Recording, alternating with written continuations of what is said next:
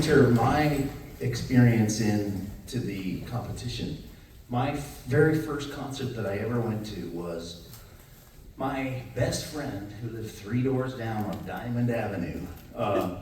His stepsister was married to Graham Nash. So he got us backstage passes to go see Crosby, Stills, Nash & Young at the Greek Theater in Los Angeles in 1969. We got backstage passes, and I remember watching from the side and watching that dynamic interaction between the performers and the audience, and I thought, gosh, that's fantastic. Anyway, that's my entry. That's pretty good. Okay. And the story is, let me tell you a little bit about my favorite grandfather. He was a wonderful person, one of my favorite people who ever lived. His name was Jesse Priest. He was a self-taught sort of Renaissance man, never got very far in education. He started college, but then World War I came along, and he was off for training. And it ended up that he was just old enough that it was the end of the war when he started his training, so he never had to actually go fight. But he was a very interesting person. He would challenge himself all the time. One of his favorite activities was getting out the dictionary and just going page by page and finding words that he didn't know and look at the definitions.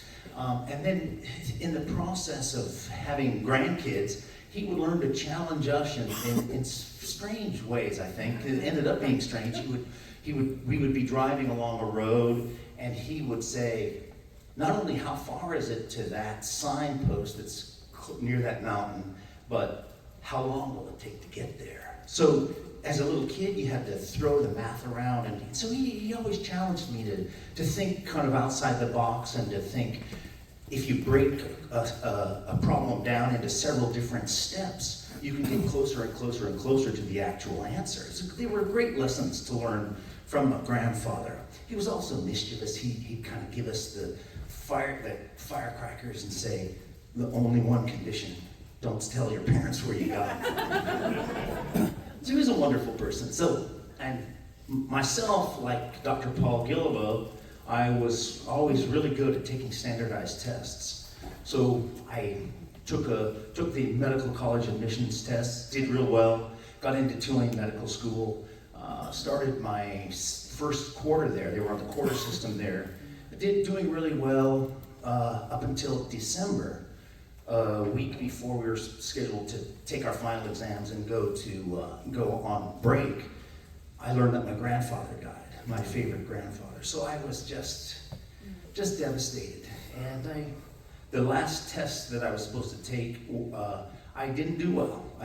And so the professor even called me in and said, this test is not reflective of what I know you know. What happened? Basically, what happened? And I said, well, my grandfather died. He's one of my favorite people. And he said, he's such a nice person. He said, take your time off. Go home. Study. You finish this test. You're going to take this test again when you come back. So I go home. I'm trying to relax. I'm still thinking about my grandfather. I go out and get the mail. There's a card who's from my deceased grandfather, whose part of his gig was to pretend to be illiterate, right? to pretend to be illiterate. And he would say, and on this postcard, he said, "You dung it," EWEDUNGIT. I knowed you could, CUD with a big exclamation mark. And I thought, this dude is challenging me post-mortem, right? So I go back and I smoke the test.